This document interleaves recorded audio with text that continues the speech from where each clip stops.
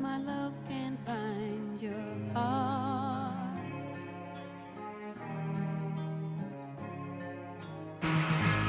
There's no need to take a stand, for it was I who chose to start.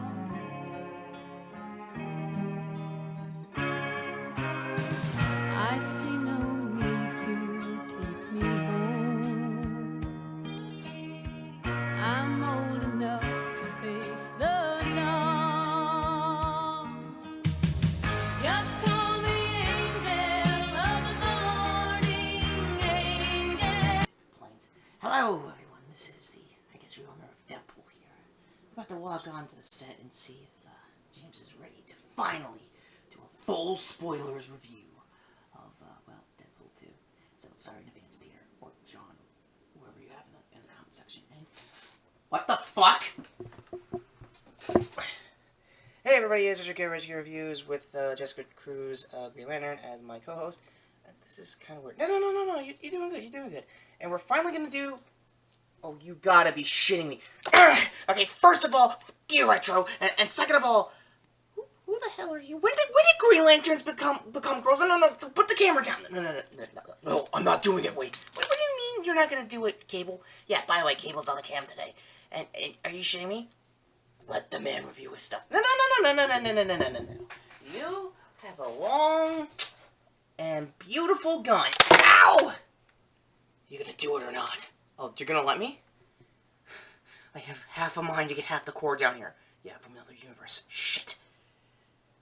Alright, fine, Cable. Dude, I'll review Deadpool 2. Just give me a couple minutes. Also, is Wade out? Jimmy Chongas. It's a stupid quote. Yeah, he's asleep. Hot Topic sales.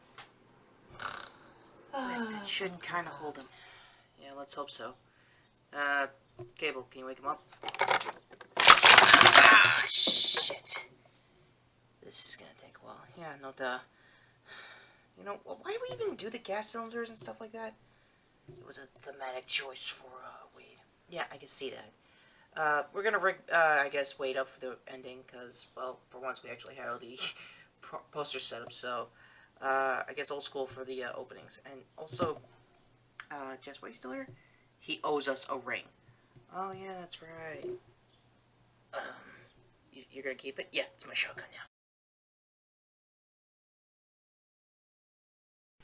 Alright, so, getting ready aside for the end credits aside, let's finally get this review off the ground. Sorry for the Dutch angle. I just got back from my local comic shop getting a couple of, comics. X-Men, I think the annual for Red Team. The annual for Shattered Grid, which I'll talk about in my Toku video for Wheels next week. Also, if anyone's asking if I want to do the solo review, that might not happen. It's going to be in the top 10 of the year. Just want to be off, like, the cuff, like, ready. Just want to get that off my chest right now. And I'm just going to prep my gear for the end cred. So, that all said, what did I think of Deadpool 2? Oh, dear lord, it's actually funnier than the first one, if you can actually believe that. I'm not going to spoil every single joke, because this is coming off the top of my head 2 weeks after seeing this in theaters.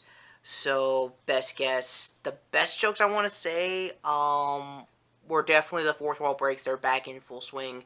Like, the first 2 minutes in, he's just surprisingly depressed as all hell from the ending to Logan, so card to my review on that. And just had a basic tirade, I guess, thematically wise, to explain how it made more money than him and things like basically confirming that either it's Ryan or Deadpool that's still more jealous of Wolverine still, who knows. Alright, doing my mic checks aside. The actual story doesn't really have much of a villain to kick off other than Cable coming to the future to kill a mutant kid that killed his family. And that's as bare bones as the spoilers are going to be. Because the rest are just basic Deadpool segments of like him just going around the world on the first, I want to say 10 minutes of the movie, just like tearing house, having like segment after segment of decent kills, decent jokes with said kills, because again it's Wade, so it kind of makes sense in character. I think he bashed Rob a couple of times on, like, the whole tiny feet joke when it comes to when he was bantering against Cable in their fight scenes early on. And I'm like, yeah, that is so Rob's style of drawing. For those who don't watch or kind of on the fence on trying to watch atop the fourth wall videos, they're kind of he kind of goes at length about Rob Liefeld's drawing style in the '90s because yeah, he couldn't draw feet to save his life. He didn't know how to do chicks that is an escrow pose, so on and so forth. So I highly recommend his channel because his 500 review came out, and I honestly wished I did a top fourth like real Nerf Linkar cosplay just for him to celebrate the 500. That might still be a thing. If you guys want to give me a like of the video, I might still do it. Among many other real Nerf characters, I was thinking in between each movie reviews. One of them being real Nerf Burt Gummer for the Tremors reviews. I already did my reviews, I think, for the 5th and 6th movie on the Stardust app. Link in the description as well. If you guys want to still see that, comment down below. I might do it. If they still want to pick up that Tremor series. Cart to that trailer. Back to the plot. It's just a montage of where Wade's been. He's got everything off the ground, and like I said, full spoilers, here on out, Vanessa dies. Miranda Baccarin may or may not be coming back, because there's another, like, I guess, semi-retcon thing there, because, we'll get to that at the end of the video. For Wade, he was depressed as all hell, went to the X-Mansion. This is still Act 1, by the way, and he's, like, still teasing Colossus like usual. The spinning Rooney on Xavier's share from the trailers it's a more extended sequence, and I'm not gonna like spoil that much of the jokes there.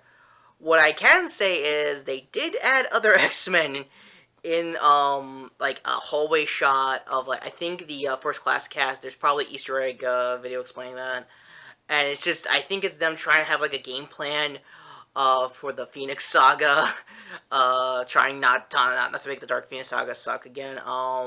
Hopefully, when Dark Phoenix comes out, I'm still not, I'm a little 50-50 on it, not that much.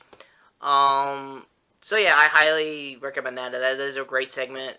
It's a great, Easter egg fodder for, like, not just the X-Men movies, but the comic stuff, too.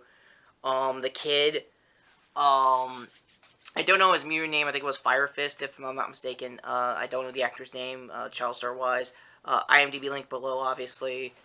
Was actually okay kid. He had some minor, I guess, dubstep and prison purse or prison pocket jokes, but it wasn't that bad, to my opinion. Wade kind of knew he was abused, I guess in another action sequence, and he's like, okay, which guy did it? Like, he actually, because if those who don't know the comics, he was abusive. He was in an abusive relationship, and not just family life wise. And I think prior relationship before getting like 16 plus marriages, yeah, that's a thing. I think comic historian somewhere explained those marriages. Yeah, and Wade got a little more sympathetic while still doing his shtick as usual. In this time around, for Josh Brolin's Cable, I haven't really gone in depth talking about this because I think I did a Tumblr post about his Marvel Legends figure from I think the Rob Liefeld days, not like the movie him days. It has a bunch of Nerf guns. I know the movie one and Brolin himself doesn't have like overly cosmetic like shotguns and stuff like that because I think if I can try to do this without getting demonetized. There's a Nerf not a Nerf IMDb. If there was a Nerf IMDb, I'd be all over it. There's a Real Steel one, pretty much explaining how many accessories is on what, like how many Picatinny systems. I'm a Real Steel, not fan. I like looking at him. I'm not gonna use him, obviously, but for Cable's case, he is basically the future embodiment of, like, Real Steel fans that want to go all NRA with that stuff, but it's overly, like, the gun's, like, insane. Like, it has a magnet effect in, like, in most of the fight scenes with him and Wade. And Wade was just, like, fangasming so hard. It's like, I want that gun. It was like that, like, every other third punch. And, Deadpool dies, actually a lot in this movie. Because Deadpool, also in the comics, have seen, both the Afterlife, Purgatory, all those other places of the Marvel equivalent of, like, their heaven and hells, all at once, and he's been there and back. The only focus, I think, the Purgatory side of Wade, like, here's, like, him just, like, in the waiting line trying to see what would happen, because he's still talking to Vanessa from the grave. and wanted to, like, actually go out of his way to see her before the whole Cable shtick happened. Like, he was depressed enough to blow himself up, things like that. There's a lot of montages of those kinds of kills. So I'll leave that alone. Like I said, like most of my movie spoilers, I'm going to be jumping around. So, I will say, I think if everyone hasn't already said it, the car chase, with X-Force, is kind of the best car chase for the X movies in quite a while, which is really good to hear.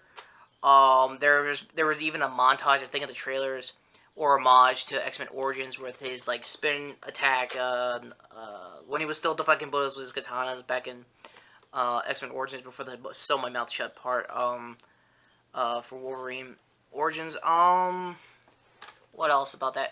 It also showed what would actually happen. Like he was missing a few shots. It was going through him like in the trailers. So I'm not gonna card there because it's already in the trailers. It's a bit of an extended sequence, probably another dub of Wade saying a better joke. Like they probably edited it along the way, which is okay. I mean, that's like a clever choice for editing, for the trailers and stuff, and probably for censorships like later down the road when it gets on FX. I'm okay with that, to be honest with you. What I'm not okay with is very little. Surprisingly, I'm not okay with basically teasing X Force to do basically nothing. Yeah, the Peter thing, everyone saw coming. He was gonna die first, and he was the one that died last, if you could believe that. Shatterstar and a bunch of other characters were actual X Force members. Shatterstar had the most connections to more of the space side of the X Men universe, with Mojo, I think Genosha and stuff like that. Starjammers coming to my mind when it comes to Cable's like Fairy Tale heritage, because the Starjammers are basically, I think, Cyclops' dad's, I guess, Guardians of the Galaxy, if I could put it that way. But that's more coming into comic lore, and that's basically the good news. Wade's more of a comic fan. It proved that he's a comic fan, not a movie fan. Like, this interpretation of Wade is actually both movie and comic. Like, he knows both sides of the fence. He knows what everybody wants. Negasonic, had about, I want to say, 8 total minutes of screen time with her and her girlfriend. Yeah, she has a girlfriend. Yeah, she's like Tumblrina, like all hell, and I wouldn't mess with that, to be honest with you. I forgot her girlfriend's name, but every time they cut away to her, like Wade does a hi kind of thing, and it was kind of funny. It was kind of cool. That wasn't the most one that exhausted. The one joke I think everyone said was a little too much was the dubstep jokes. I'm not gonna explain where it comes in. It's just like Cable like explaining how, oh, my future sucks because this present couldn't do anything, put us into a social coma, or something like that. It's definitely the right amount of exposition that Cable would say that Deadpool would just like go, I'm not gonna pay attention to this. Nope, nope, nope. So yeah, that's in continuity. That's in character. That's very good for both Brolin and Ryan. The last 20 minutes, surprisingly, didn't really have much of a villain.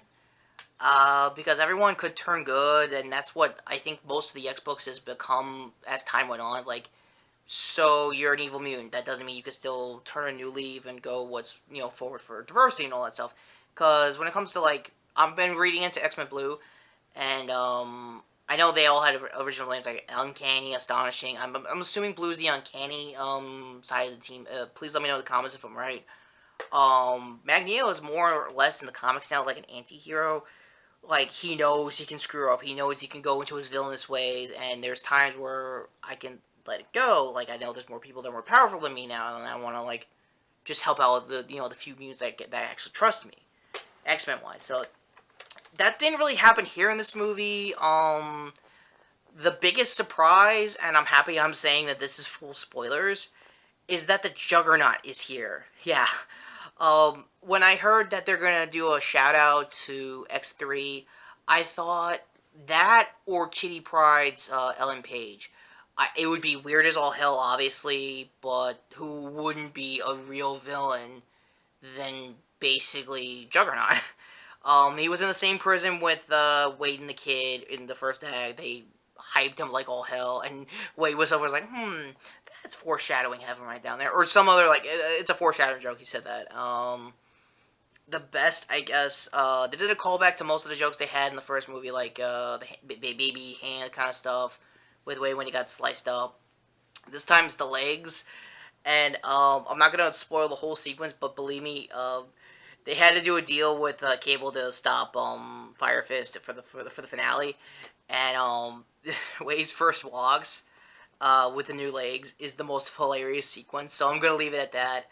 Al was okay as far as I guess supporting cast. Mohit Dopinder got more screen time. Like he actually wanted to be a member of not just X Force, but like he just wants to get into the assassin life. He's like screwed up. He's tired of being a cabbie. I think he may have had an Uber joke. I might be wrong. Let me know in the comments there. T.J. Miller had the least amount of screen time, mainly because of his shenanigans with sexual harassment that's been popping up on Twitter before this movie came out. So, if you're offended by him and his shenanigans, good news, there's like a low amount of screen time. That's not that big of a deal. If you're okay, or the news is already blown over, then it was a decent amount of screen time for T.J. Miller. Just to be perfectly honest, in case anyone wants to know. Domino and the X-Force. Let's start with Domino first. My apologies to the actress herself. I cannot pronounce your name for the life of me, so definitely link to her IMDb below, because not only does she do this movie and probably X-Force next year, she is also in Donald Glover's Atlanta, which I have been on again and off again watching, and it's a great comedy series and a great, I guess, dark comedy to see how, the rap life is now in Atlanta, and not just that, but, like, a lot of small town states that are popping up, like, real talent. I could go all day talking about this so card to hopefully I guess their season 2 or 3 trailer. And definitely, if I am talking about Donald Glover, obviously the This Is America music video, I am a huge fan of his work.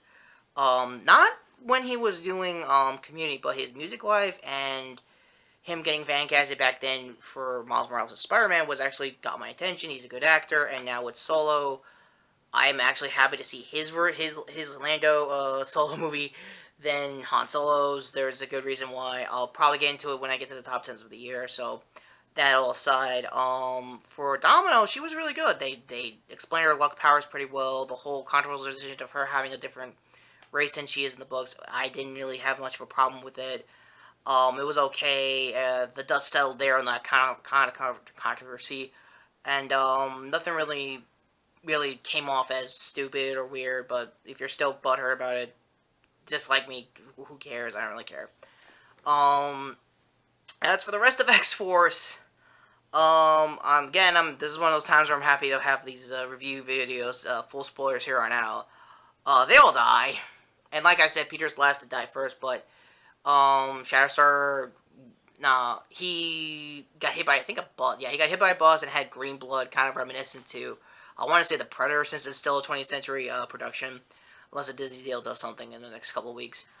Bedlam's Terry Crews got completely wasted. Dude was OP as hell. He had, like, basic strong guy powers and went basically nowhere. Like, he was face first into a bus and was, like, dead. Yeah, Skarsgård's aesthetic guy. I don't know his name off the top of my head. I'm gonna assume it's like a toad kind of guy. He got a wood chipper. Yeah, he got wood chipper super hard. And I think Wade's last death in the movie led to Cable, sorry for the shake, by the way, to just change the timeline really, like, just 20 minutes and let him live instead of, I guess whoever they were going to kill instead. Yeah, and now that Deadpool knows about time travel, and that basically, in Brolin's end, like, he only had, like, 2 canisters, one to go to the past and stop the thing that killed his family, and to go home. He screwed up the one that went to go home, and now he's stuck in the present until they refix it. And, good news, there's no post-credit, but definitely stick for the mid-crits, because what I'm about to say is worth the price of admission. If you're still seeing it front row 3 weeks after the movie came out, that's good money for all around, just for Fox alone. Anyway, the first mid-cred was them basically fixing his time machine, and naked signers go over and go like, what have we done? And the first order of business he did was, well, first off, get his wife not killed. That's a retcon. I won't go into how she died entirely, but he retconned that. And the rest were just basically funsy retcons, like never do Green Lantern and fix all of X-Men Origins Wolverine. I think you know where I'm going there with those spoilers. So, hopefully you got my gist there when I'm jumping around those types of spoilers. I think if there's a third movie, I don't know who really would be a villain or what would actually up the ante as far as jokes goes. Here on out, it could be more like another teaser for an X-Force sequel. Hopefully, if that does really good, or like he bitches and moans about the New Mutants that just got delayed. Most likely, I'm spitballing jokes here, but overall, if I had to rate it, 9 out of 10. The only thing that's off is that not really much is the retcons. I don't know if these are actually canon or not, because some say it is, some say, oh, it's just gonna like switch up in the next sequel or something like that, like, or the Disney deal, if they're actually gonna keep the retcons that they just did. That's why it's getting the 9. The rest-wise, it's still a fun sequel. I highly recommend seeing it, and if you're gonna cosplay as Cable, I would highly recommend all the Nerf guns I'm gonna talk about when I get Marvel Legends figure, because this is one of, I think, like 3 blasters total I counted out that are Nerf guns. So that's gonna be fun for that review. So having all said that, this is RetroKid Reviews, and stick around for the end cred. And for Ryan, you did a great job. Happy you got the money, but let's see what you can do in the X-Force movie now. And that was our review of Deadpool 2, and I guess we got the props back up just about right. Ow. Wait, did you review it without me? No. Also, why is Miss I'm So Not a Lantern here? Ryan Reynolds wannabe still here. Don't judge me, I just woke up. What's the ring? Oh, is that a fact? I think from Twitter. Oh, cool. So what happens if, I don't take it? We blow you. Wait, in what way? The fiery, I hate my life way. Yeah, what other way? Oh, for God's sake. Yeah, this is gonna take a while for him to explain, so, I guess if this is the end card, yeah, Cable, yeah. Previous, view here, link to the channel here, and, wait, just do whatever he says. Oh, when did you become against me, Cable? Huh? What was that bullshit? This is just so you, man.